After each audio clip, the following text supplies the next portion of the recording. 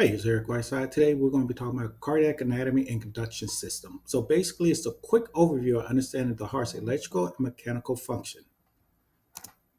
Now, with this is only a 15-minute lesson. So by the end of this lesson, the student will be able to gain a general understanding of the heart's electrical induction path, including the SA node, the AV node, the bundles of His, the right and left bundle branches, and the Purkinje fibers, and relate these structures to the mechanical contraction in EKG waveforms to support accurate clinical interpretation. So basically what we're saying is you can get an understanding of the SA node, the AV node, bundles of His, right and left bundle branch blocks, Purkinje fibers. Then you're going to relate this to the actual EKG waveforms. You're not going to be a master interpreter of the EKG waveforms, just a general overview. So you have a general understanding because it's only a 15-minute presentation. Back prior to taking this, you had great anatomy, physiology of the heart. So just a quick overview of this. When taking a look at this, you have the heart four chambers. You have the right atrium, the right ventricle, left atrium, left ventricle. When it comes to right atrium, right ventricle, left atrium, left ventricle, you need to understand the two upper, your left atrium and left ventricle, left atrium and right atrium are similar to that of the lowercase letter a. The right ventricle and the left ventricle, I tell people think of it as a V because the letter V in ventricle, and the ventricles have that shape of a letter V. That's how I tell people to remember those two things. In addition, in the middle of the right and left sides, you have a septum. This prevents the oxygenated and deoxygenated blood from actually mixing because you do not want those to mix. The purpose of the heart is to actually pump oxygenated, deoxygenated blood throughout the body into the lungs. Like say your key structures here, your valves. When it comes to your valves, on the right side, you have your tricuspid valve. Tri means three, so you have three flaps on the right side. On the left side, you have two flaps, which is called the bicuspid valve or the mitral valve. So you make sure you have a good understanding of that. Understand when the heart contracts, you have that right atrium to that right ventricle. So that valve prevents the backflow. And then you have the left atrium, left ventricle, and you have that bicuspid valve, and it prevents the backflow of that as well. Now, the overview of this, the heart electrical system controls beating of the heart. You have your SA node. Your SA node is your primary pacemaker. That's your natural pacemaker, and it beats anywhere from 60 to 100 beats per minute. After that, you have your AV node, or what we say that's your backup system. So you think of your SA node as your primary electrical system. Then if the power goes out, you have your backup generators. Your backup generators is considered your AV nodes because if the SA node is not functioning, the backup generator will kick in. That's going to be your AV node. So you're still pumping your heart, or still pump the heart, but it's not pumping as much. It's not as effective. So it's around 40 to 60 beats per minute, give or take.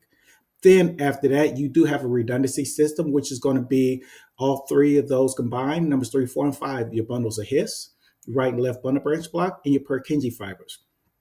This is a last ditch effort of the heart. And you keep all of this together, and your signals, we're going to get into later, signals actually control this to get those ventricles to just beat just enough to get the blood flowing to the core areas. So to your brain and your heart and the lungs, just enough to get it there, just to keep those large organs viable. That's the biggest thing when it comes to that part.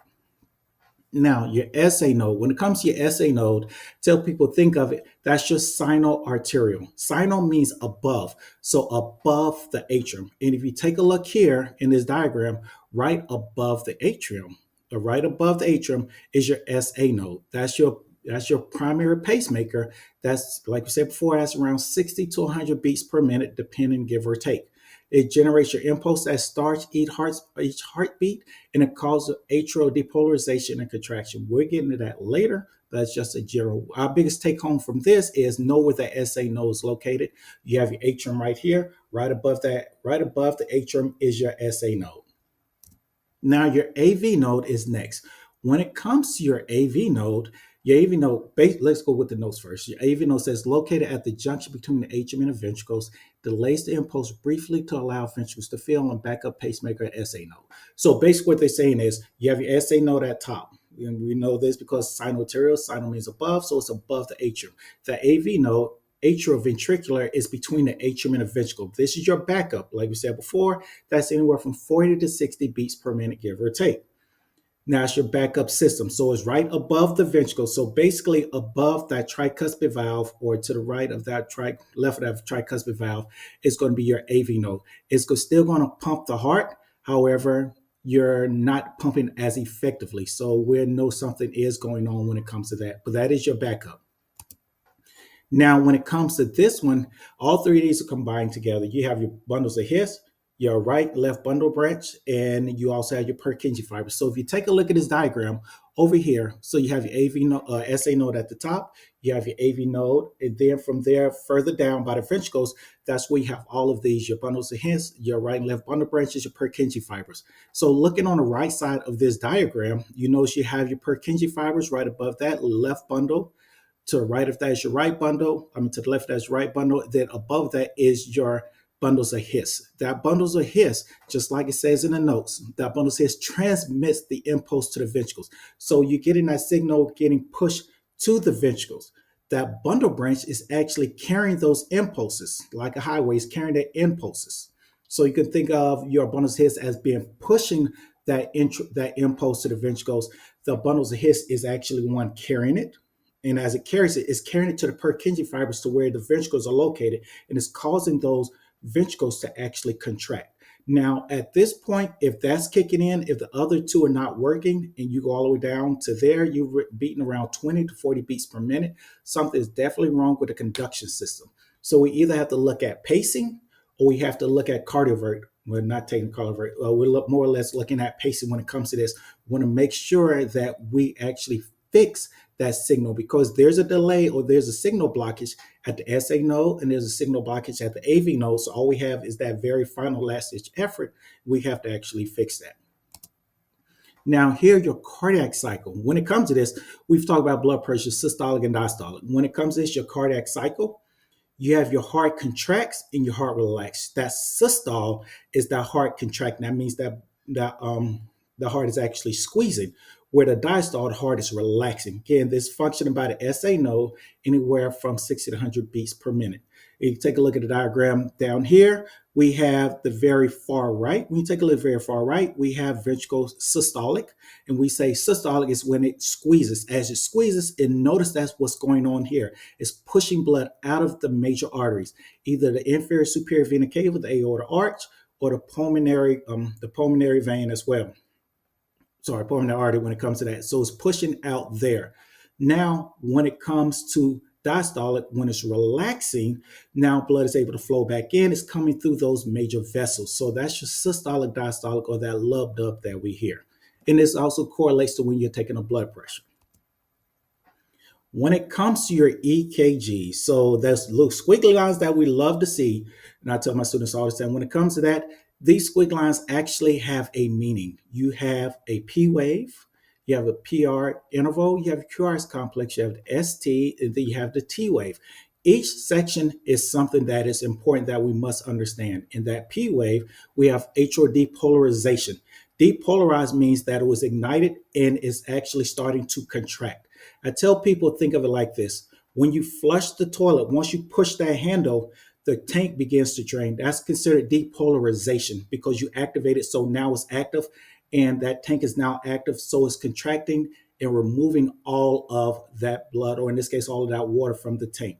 The PR interval is when the ventricle is filling. So when it comes to repolarization, so depolarized, that tank is draining. Repolarized is when the toilet tank is actually filling up. That's considered repolarization. So I tell my students understand depolarized. So when you push the handle down, depolarized when that tank fills back up.